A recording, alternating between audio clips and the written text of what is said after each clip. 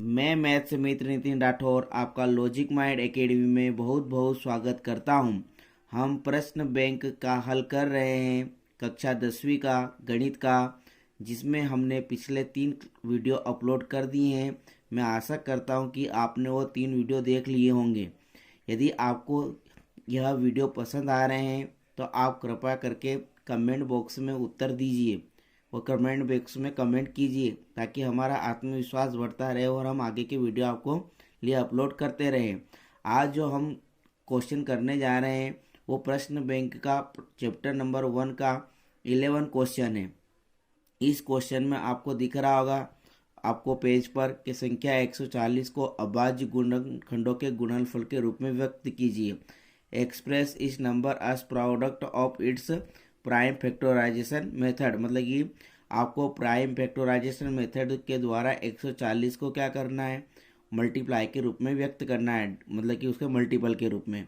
तो हम क्या करते हैं, आपने बचपन से पढ़ी होगी एलसीएम निकालने की मेथड, उसी मेथड से हम इसको हल कर लेते हैं। 140 को 2 से डिवाइड करा कितनी बार होगा, 70 बार।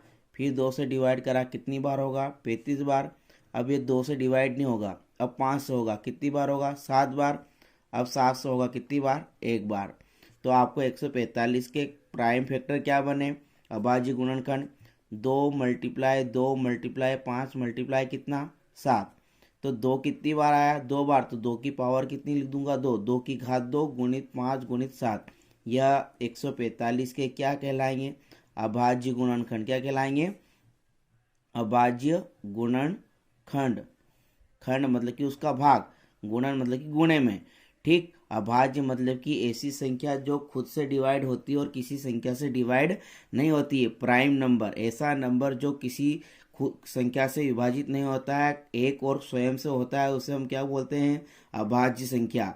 तो अभाज्य संख्या के ऐसे हमने गुणनखंड निकाल दिए जो किसी भी संख्या से डिवाइड नहीं होते हैं, खुद से होते हैं और स्वयं से होते हैं। तो 145 का क्या पेयर बना, 2 मल्टीप्लाई 2 मल्टीप्लाई 5 मल्टीप्लाई 7। ये 145 के अभाज्य गुणनखंड थे।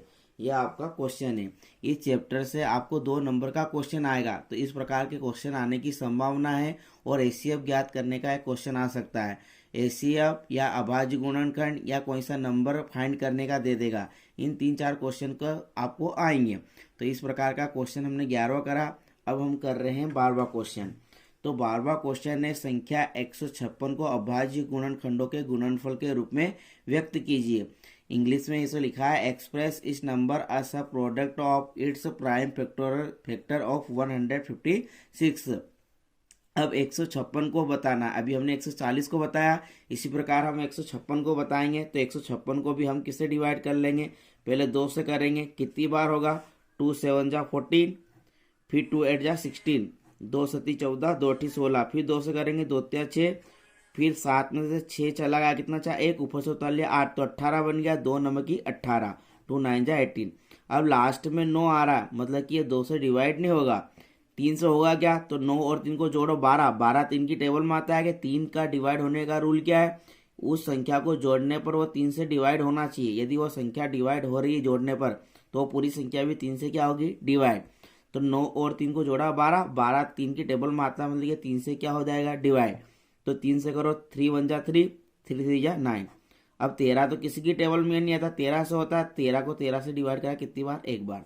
तो हमारे 156 के प्राइम फैक्टर क्या है, अभाज्य गुणनखंड। 2 कितनी बार आया, 2 बार, तो 2 मल्टीप्लाई 2। फिर कौन है, 3, तो 3 लिख दिया। फिर कौन है, 13, तो ये 13 लिख दिया। 2 कितनी बार था, 2 बार, तो 2 बार लिख दिया। 3 और 13 ऐसा का ऐसा। तो यह आपके 156 के क्या कहलाएंगे, अभाज्य गुणनखंड। तो यहाँ लिख देंगे 156 के अभाज्य गुणनखंड 2 की पावर 2 गुणित 3 गुणित 13।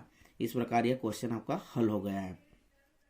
एक बात मैं ये देख रहा हूँ कि आप वीडियो देख रहे हो लेकिन कमेंट नहीं करते हो, ना ही लाइक करते हो। तो कृपया आपसे विनम्र निवेदन है कि आप कमेंट जरूर करें ताकि मैं अगले क्वेश्चन आपको अच्छे से सोल्व कर पाऊँ, आपको बता सकूँ, ताकि मुझे पता चले कि आ रहा है कि नहीं आ रहा है और आपको क्वेश्चन अच्छे लग रहे हैं कि नहीं लग रहे हैं, क्योंकि बहुत मेहनत लगती है वीडियो बनाने में। तो इसलिए कृपया आप कमेंट जरूर करें और हमें मोटिवेट करें। अब क्वेश्चन नंबर आपका अगला है 14। तो 14 क्वेश्चन क्या है, 13 क्वेश्चन सॉरी, संख्या 6, 20 का अभाज्य गुणनखंड विधि से एचसीएफ और एलसीएम ज्ञात कीजिए। अभी तक हमने एलसीएम और एचसीएफ यूक्लिड डिवीजन से निकाला था, अब हमें एलसीएम और एचसीएफ किसके द्वारा निकालना है, प्राइम फैक्टराइजेशन मेथड, अभाज्य गुणनखंड विधि द्वारा निकालना है। तो क्या करेंगे, इंग्लिश में दे रखा है find the LCM and HCF of 6 and 20 by the prime factorisation method. तो हम 6 के पेयर बना लेंगे। 6 के क्या क्या डिवाइड होते हैं, 2 1 जा 2, 2 3 जा 6 और 1 ऐसा का ऐसा ऐसा देखिए साइड में कर देता हूँ। 6 को 2 से डिवाइड करा 3 बार, फिर 3 को 3 से करा 1 बार, फिर 1 को डिवाइड करा 1 से। तो कितना आ गया, 2 × 3 × 1। इसी प्रकार अब 20 का निकालेंगे। तो 20 बराबर 20 को डिवाइड करके देख लो इधर, तो 20 को 2 से करेंगे कितनी बार, 10 बार, फिर 2 से करेंगे कितनी बार, 5 बार, फिर हम 5 से करेंगे कितनी बार, 1 बार, और 1 को 1 से डिवाइड होता था 1 की बार। तो 20 के कितने लिखेंगे हम, 2 × 2 × 5 × 1। अब हमारा एचसीएफ क्या होता है, क्वेश्चन ये उठता है हाईएस्ट कॉमन फैक्टर, इसका फुल फॉर्म होता है इसी प्रकार महत्तम समापवर्तक। तो एचसीएफ हमने निकाला 6 एंड 20 आर एचसीएफ। तो एचसीएफ क्या होता है, जो दोनों वैल्यू में कॉमन हो। तो कॉमन कौन है, एक तो 2 यहाँ पर भी है, 2 यहाँ पर भी है, और 2 के अलावा 3 यहाँ है लेकिन यहाँ नहीं है, यहाँ 2 है तो यहाँ तो 2 नहीं है, 5 यहाँ पर है तो ऊपर 5 नहीं है। एक तो दोनों जगह कॉमन है तो एक का मल्टीप्लाई करेंगे तो वही की वही डिजिट। तो एचसीएफ आपका कितना आ गया, 6 और 20 का एचसीएफ कितना आ गया आपको, 2 आ गया। मतलब कि हाईएस्ट कॉमन, मतलब कि ऐसा नंबर बड़े से बड़ा जो दोनों में कॉमन है, तो 2 के अलावा कोई सा कॉमन नंबर नहीं था, तो एचसीएफ आपका क्या आया, 2। इसे महत्तम समापवर्तक बोलते हैं। अब हम निकालेंगे एलसीएम। क्या निकालेंगे, एलसीएम। तो एलसीएम क्या होता है, इसका अपोजिट, मतलब कि जो वैल्यू कॉमन है उसे एक बार लिखेंगे और बाकी सभी डिजिट को लिख देंगे। तो 2 कितनी बार था, यहाँ पर भी था, यहाँ पर भी था, तो इस पेयर में से मैंने 2 को एक बार लिखा। यहाँ से 3 भी लिखना पड़ेगा मुझे, एक तो लिखने की जरूरत नहीं। यहाँ से ये 2 बचा तो ये भी लिखना पड़ेगा। यहाँ से कौन बचा, 5, तो इसको भी लिखना पड़ेगा। तो 5 का 2 में करा कितना आया, 10, 10 का 3 में करा कितना आया, 30, 30 का 2 में करा कितना आया, 60। तो आपका एलसीएम कितना आ गया, 60। कितना आ गया, 60। 6 और 20 का एलसीएम कितना आया, 60। एलसीएम क्या होता है, ऐसी छोटी से छोटी डिजिट जो दी गई संख्याओं से पूरी तरह डिवाइड हो वो क्या कहलाता है, एलसीएम। और ऐसी बड़ी से बड़ी संख्या जो दी गई संख्याओं को पूरी तरह विभाजित करे वो क्या कहलाता है, एचसीएफ। तो देखो 6 और 20 से 60 डिवाइड हो रहा है, 6 से 60 10 बार होता है और 20 से 60 कितनी बार होता है, 3 बार। तो एलसीएम क्या होता है, जो संख्या दी गई है उनको क्या करना चाहिए, उससे वो संख्या जो निकल रहे हैं वो पूरी तरह विभाजित होनी चाहिए।